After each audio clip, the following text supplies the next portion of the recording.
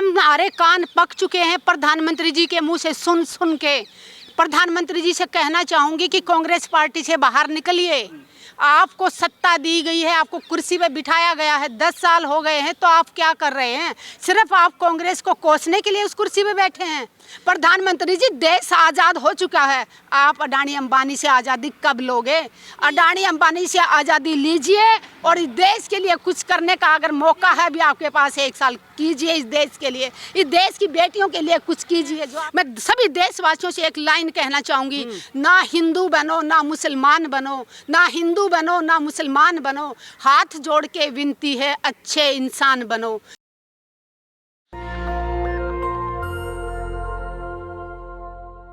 नरेंद्र मोदी ने आज लाल किले के प्राचीर से 1.5 घंटे तक भाषण दिया, लेकिन उन्होंने जो भाषण दिया उसमें महंगाई, बेरोजगारी, भुखमरी, शिक्षा, स्वास्थ्य का जिक्र नहीं था। मेरे साथ हैं बब्बर शेरनी, लोग इन्हें झांसी की रानी भी कहते हैं, सुदेश जी। कैसे देखती मैडम, नरेंद्र मोदी तो लाल किले से दहाड़ रहे थे, लेकिन ये सारे मुद्दे गायब थे भाषण सुन के।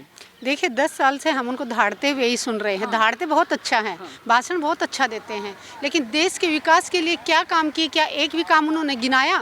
प्रधानमंत्री जी से पूछना चाहती हूँ कि आप 10 साल से लाल किले से तो आके भाषण तो जरूर देते हो, बट आप गिनती करके 10 काम तो बताइए जो देश हित में किए हों, जो समाज हित में किए हों।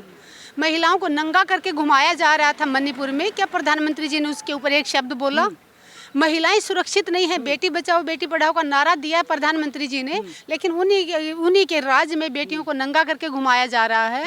अभी 2-4 दिन पहले रोहतक के अंदर भी 14 साल की बच्ची के साथ गैंग रेप किया गया है, और उसके ऊपर भी कोई आवाज़, कोई प्रधानमंत्री हो चाहे हरियाणा के मुख्यमंत्री की बात करें, कोई सुनने को तैयार नहीं है।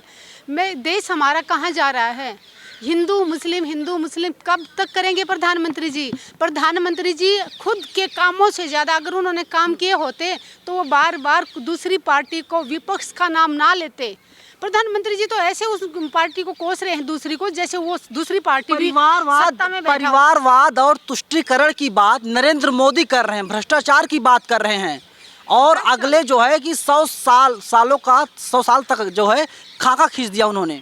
10 साल में प्रधानमंत्री जी ने देश हित में कौन से काम किए, हमें वो सुनना है।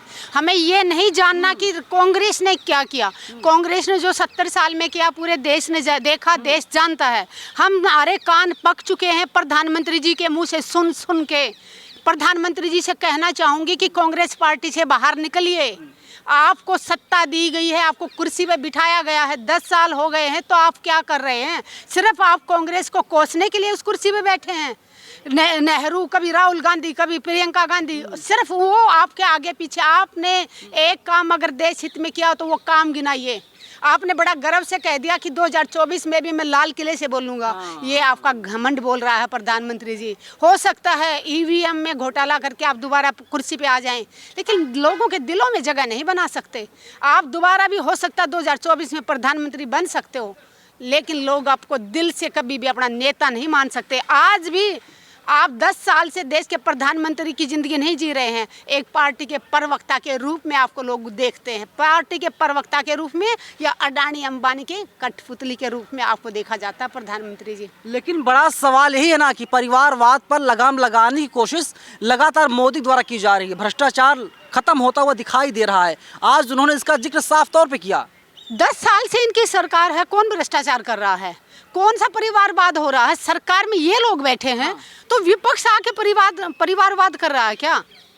परिवारवाद ये कर रहे हैं। आप ये जब खिलाड़ी बेटियां यहाँ बैठी थी, बृजभूषण की बात कर ले, बृजभूषण का बेटे को ले ले, उनके दामाद को ले ले, उनके रिश्तेदारों को ले लो, सभी पदों पे उनको बिठा के रखा हुआ। परिवारवाद कौन नहीं कर रहा? अमित शाह की बात कर लीजिए, उनका बेटा को किस लिए ICC का उनका वो बना के बैठा रखा है, अध्यक्ष बना के बैठा हुआ। लेकिन मोदी जी तो साफ तौर पे कह रहे हैं कि वे सोते हैं देश के लिए, जागते हैं देश के लिए, नहाते हैं देश के लिए, काम करते हैं देश के लिए। झूठ बोल रहे हैं प्रधानमंत्री जी। सिर्फ और सिर्फ अडानी अंबानी के लिए जागते हैं, अडानी अंबानी जी के लिए काम करते हैं। एक दिन अगर ईमानदारी से बता दें प्रधानमंत्री जी अपने दिल पे हाथ रख के कि भारत की जनता के लिए, भारत के नागरिकों के लिए प्रधानमंत्री जी ने एक दिन भी जिया हो, तो सिर्फ कठपुतली बन के रह गए प्रधानमंत्री। नरेंद्र मोदी के भाषण का पोस्टमार्टम कर रही हैं। मैं पोस्टमार्टम नहीं कर रही हूँ, सारा देश सुन सुन के कान पक गए हैं। मन की बात। अरे देश क्या सुनना चाह रहा है, देश क्या कहना चाह रहा है, एक दिन टाइम निकाल के देश की जनता के मन की बात सुने प्रधानमंत्री जी। देश की महिलाएं क्या चाहती हैं। आज हम आज़ादी की 76 वो दिवस मना रहे हैं, 76वां दिवस मना रहे हैं। हम उन शहीदों को जो कुर्बान दे के तिरंगे की शान बढ़ाई थी, तिरंगे को लहराने का हमें एक अधिकार दे के गए हैं, उन शहीदों को हम सत सत नमन करते हैं और हमेशा हम उनके कर्जवान रहेंगे।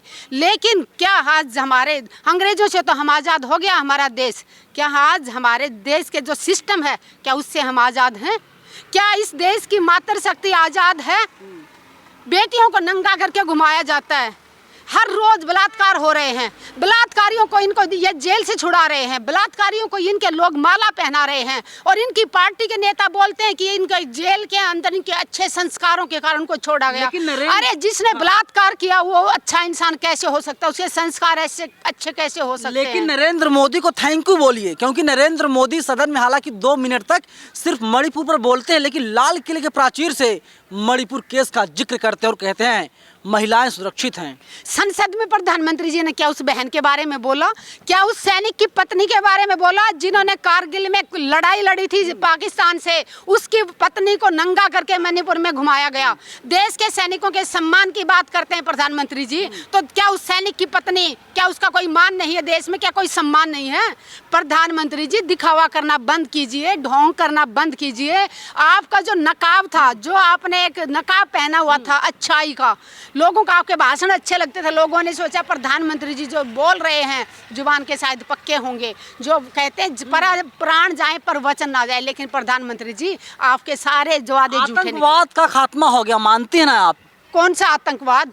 आप गिनती करेंगे जब से सत्ता में ये लोग आए हैं कितने हमारे देश के जवानों ने कुर्बानियां दी हैं। पुलवामा की आज तक कोई जांच क्यों नहीं करी प्रधानमंत्री जी ने? पुलवामा में 40-44 हमारे भाई शहीद हो गए, उनके परिवारों को न्याय कब मिलेगा? देश पूछ रहा है प्रधानमंत्री जी से, प्रधानमंत्री जी से पूछ रहे हैं उरी हमला कैसे हुआ, क्यों, किसने करवाया? देश में कभी हिंदू के नाम पे, कभी मुस्लिम के नाम पे, कभी गाय के नाम पे हर लोगों को मारा जा रहा है।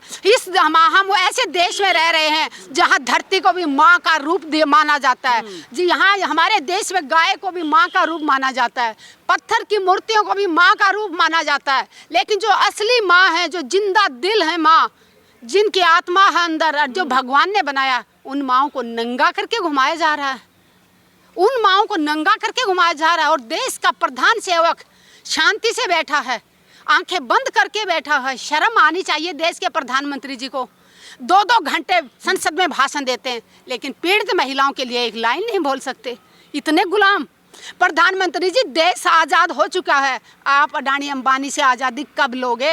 अडानी अंबानी से आज़ादी लीजिए और इस देश के लिए कुछ करने का अगर मौका है भी आपके पास 1 साल, कीजिए इस देश के लिए, इस देश की बेटियों के लिए कुछ कीजिए। जो आपने कहा था बेटी बचाओ, महंगाई पर लगाम लगाने जा रहे हैं मोदी जी। कौन सी लगाम? 1100 से ऊपर का सिलेंडर कर दिया है। क्या हुआ? देश भी तो आगे बढ़ा। 100 से ऊपर का पेट्रोल बढ़ा दिया है, डीजल का रेट बढ़ा दिया है, खाद बीज के भाव बढ़ा दिए हैं। किसान आत्महत्या करना बंद नहीं हुआ मेरा भाई। किसानों से जो वादा किया था कि आमदनी दुगनी करूंगा, लागत दुगनी की है देश के प्रधानमंत्री जी ने। कभी हिंदू मुस्लिम लोग जान चुके हैं, अभी इनकी बकाए में आने वाले नहीं हैं। इसमें अपने मेवात में भी चाहते थे कि मणिपुर जैसा कांड हो जाए, लेकिन हरियाणा की जनता जाग चुकी है, उन्होंने समझ लिया कि हम हिंदू मुस्लिम में बंटने वाले नहीं हैं। मैं सभी देशवासियों से एक लाइन कहना चाहूँगी, ना हिंदू बनो ना मुसलमान बनो, ना हिंदू बनो ना मुसलमान बनो, हाथ जोड़ के विनती है अच्छे इंसान बनो। ना भाषा में बटो ना क्षेत्र में बटो, ना भाषा में बटो ना क्षेत्र में बटो, भारत में रहने वाले हो सब भारतीय बन के रहो। तो इसलिए मैं सारे देशवासियों से एक ही अपील करती हूँ, हिंदू मुस्लिम में ना बटिए, जाति धर्म में ना बटिए, अच्छा इंसान बन के एक भाईचारे का उदाहरण देते हुए, और जिन शहीदों ने कुर्बानी दे के हमें आज़ाद कराया है, अंग्रेजों से तो हमारे जो कुर्बानी दे के चले गए वो आज़ाद करा गए, लेकिन आज देश के अंदर बैठे लोगों से आज़ादी कब मिलेगी? नरेंद्र मोदी कह रहे हैं 24 में मैं फिर आऊँगा 15 अगस्त को और तिरंगा फहराऊँगा यहाँ पर। और वहीं कांग्रेस के तमाम नेता, जिसमें खड़गे साहब हैं, जो है कि आरजेडी के नेता लालू यादव कह रहे हैं कि नरेंद्र मोदी जी, ये आपने आखिरी बार तिरंगा फहरा लिया और अब आगे नहीं फहरा पाएंगे आप? देखिए, आने वाला हम कोई भविष्यवाणी नहीं करते कि कल को कौन तिरंगा फहराए। हो सकता है आप जाके फहरा लें या मैं फहरा लूं या ये फहरा लें, आगे का किसी को कोई पता नहीं। तिरंगा फहराने का मौका ऊपर वाला किसको देगा। लेकिन यही कहूँगी या कि लोगों के दिल में जगह प्रधानमंत्री जी आप नहीं बना पाए। आज देश में बच्चा बच्चा ये कहता कि कोई झूठ बोलता है तो लोग ये उदाहरण देने लगे, तू घना मोदी ना बने। कोई झूठ बोलता तो सीधा उसको ये नहीं कहते कि तू झूठ मत बोल, सीधा कहते तू घना मोदी ना बने। तो इसलिए प्रधानमंत्री जी से यही कहूँगी कि अभी भी टाइम है, टाइम रहते अपनी गलतियों को सुधार लें, अडानी अंबानी से आज़ादी पालें जल्दी से, और देश के हित में, देश के नागरिकों के हित में कुछ अच्छा काम कर जाएं। टीवी वाले कह रहे हैं, देश के लोग याद करें उनको। टीवी वाले कह रहे हैं कि 24 के लिए जो है कि नरेंद्र मोदी जी ने भूमि बना दी, धरातल बना दी, एक लंबी सी रेखा खींच दी है और 24 में फिर से नरेंद्र मोदी आ रहे हैं। कौन सा धरातल बना दिया, कौन सी भूमि बना दी? और ये मिट्टी के साथ सेल्फी लेना किसको सिखा रहे हैं? अरे मजदूर तो सारा दिन मिट्टी में, किसान के बच्चे जो सेना के जवान खड़े हैं मिट्टी में खेल के बड़े हुए हैं, हसीन सपने दिखा दिए मोदी जी ने। तुम कहोगे कि मिट्टी के साथ तुम सेल्फी लो? जो बच्चा मिट्टी में खेल के बड़ा हुआ है, देश की रक्षा कर रहा है, जिसके रग रग में तिरंगे की शान है, रग रग में तिरंगे का सम्मान है, कण कण में तिरंगा बसता है, उन लोगों को कह रहे हो कि तुम सेल्फी लेके डालो। सेल्फी ये अपना पाप धो रहे हैं। जिन्होंने इनके नागपुर में इन्होंने अपने उस पे मुख्यालय पे इन्होंने कभी तिरंगा नहीं फहराया, इन्होंने तिरंगे का अपमान किया आरएसएस के लोगों ने, तो आज वो अपने पाप धोने के लिए चाहते हैं कि घर घर तिरंगा। अरे घर घर लोगों को रोजगार चाहिए प्रधानमंत्री जी, घर घर लोगों को शिक्षा चाहिए, घर घर लोगों को स्वास्थ्य चाहिए, अच्छे हॉस्पिटल बनाइए, अच्छे स्कूल बनाइए, महिलाओं को सुरक्षा दीजिए। हमें तिरंगा तो हमारे दिल में बसता है, तिरंगा वो लोग लें जो जिन्होंने तिरंगा का अपमान किया है, वो अपने पाप धोने के लिए जरूर तिरंगा लें। अमृतकाल का पहला साल है, ये देख रहे हो ना, मणिपुर देखा आपने, ये जंतर मंतर की धरती 28 तारीख को जब यहाँ देश का तिरंगे की शान बढ़ाने वाली बेटियों को देख लीजिए, वो केरला हाउस की तरफ, वहाँ पे उन बेटियों को कैसे घसीटा गया था। जिन बेटियों ने तिरंगे की शान दूसरे देशों में बढ़ाई, तिरंगे का सम्मान बढ़ाया, उन विनेश फोगाट और साक्षी मलिक को कैसे हमारी आंखों के सामने घसीटा जा रहा था। लेकिन अपवाद स्वरूप 2-4 घटनाएं हो जाती, उन घटनाओं को छोड़ दिया जाए, महिलाएं लगातार आगे बढ़ रही हैं, मोदी जी उसके लिए लगातार काम कर रहे हैं। मैं पूछना चाहती हूँ, आपसे ही पूछना चाहती हूँ, कहाँ आगे बढ़ रही हैं? क्या आपकी बहन सुरक्षित है? अगर आपकी बहन रात में यहाँ आना चाहे तो क्या वो आ सकती है?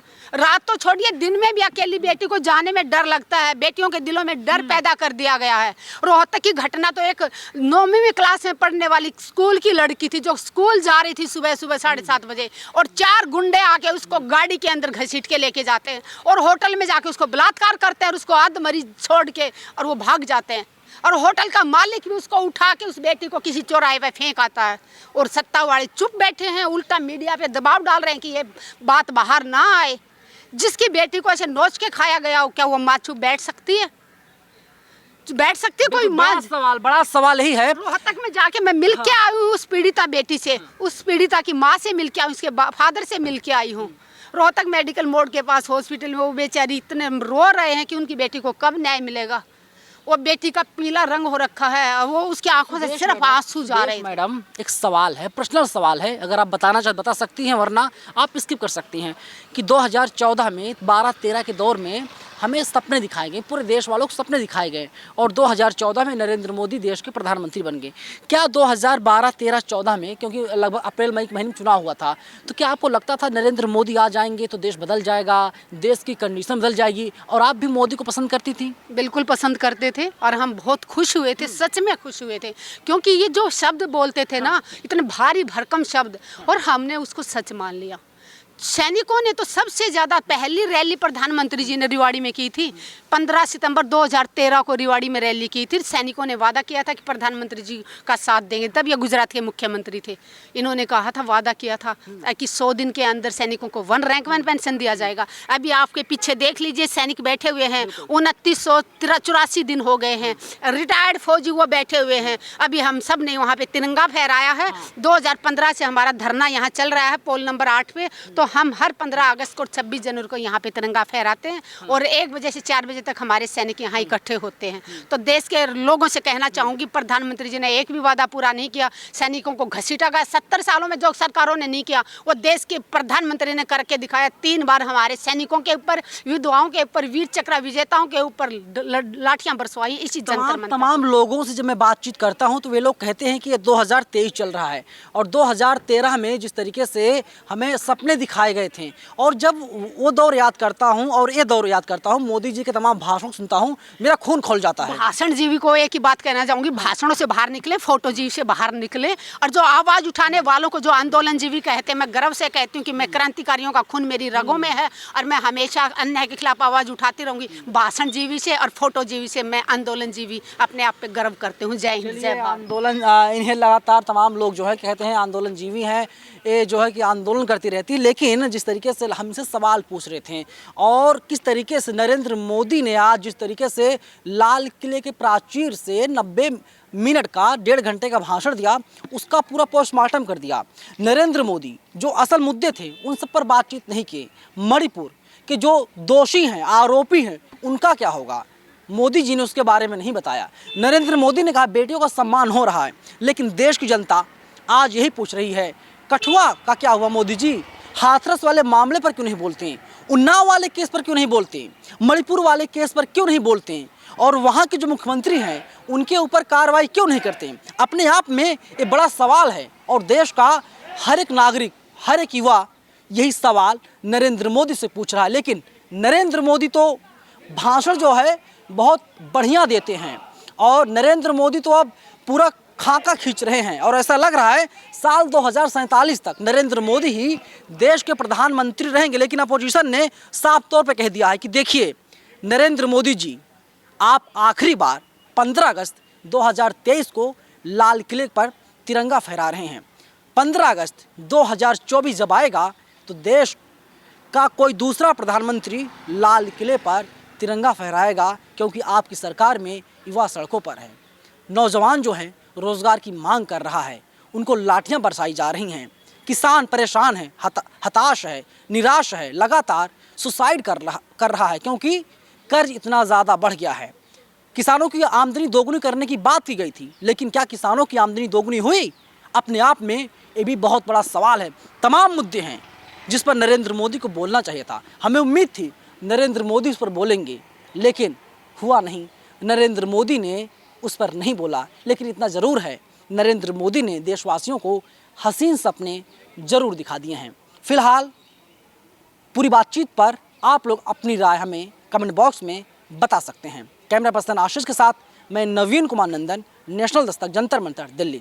नेशनल दस्तक की आपसे गुजारिश है कि अगर इसको बचाना चाहते हैं तो नेशनल दस्तक को सब्सक्राइब करने के लिए रेड कलर के सब्सक्राइब बटन को दबाएं, फिर बेल आइकन की घंटी दबाएं। नेशनल दस्तक को बचाने के लिए बहुत जरूरी है कि हर खबर को शेयर करें, लाइक करें, कमेंट जरूर करें।